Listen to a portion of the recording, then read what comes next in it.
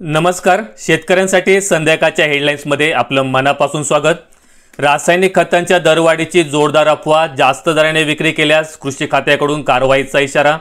ऐन खरीप हंगामाच्या तोंडावर खते मागली आहेत अशी जोरदार अफवा सोमवारी 6 मे रोजी राज्यभर पसरली होती। ज्वारी मका कापणीसाठी शेताची मोबाईल ॲपवर मोजणी, अँड्रॉइड मोबाईलचा सर्वत्र उपयोग, मालक नसला तरी मोबाईलची नजर।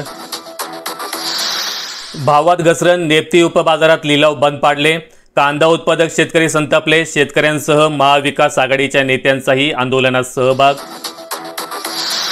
ऐन उन्हाळ्यात साखर कारखान्यांकडून शेतकऱ्यांना 32 कोटी रुपये अदा, गाळप हंगाम बंद। हळदीला भाव काय वाढला, मान्सूनपूर्व लागवडीची तयारी, यंदा विक्रमी लागवड होण्याची शक्यता। धडगाव तालुक्यात उन्हाळी मूग ठरतोय फायदेशीर, कृषी विज्ञान केंद्राच्या निकरा अभियानाचा शेतकऱ्यांना लाभ।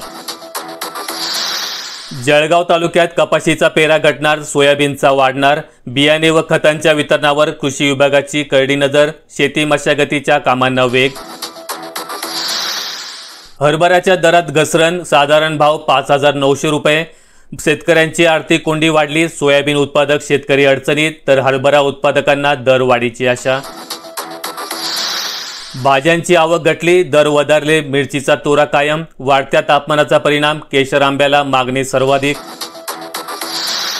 भुईमुग काढणीची लगबग, उत्पादनात झाली घट, मजूर मिळत नसल्याने शेतकऱ्यांची दमछाक, यंदा लागवड खर्च वाढला। संग्रामपूर तालुक्यात फळबाग योजनेचे 33.20 लाखांचे अनुदान रखडले, गेल्या 2 वर्षांपासून 247 शेतकरी अनुदानाच्या प्रतीक्षेत, फळबाग लागवडीत संग्रामपूर जिल्ह्यातून सर्वप्रथम। वणी उपबाजारात कांद्याची विक्रमी आवक, उन्हाळ कांद्याला मिळाला 2,155 रुपये प्रति क्विंटल दर।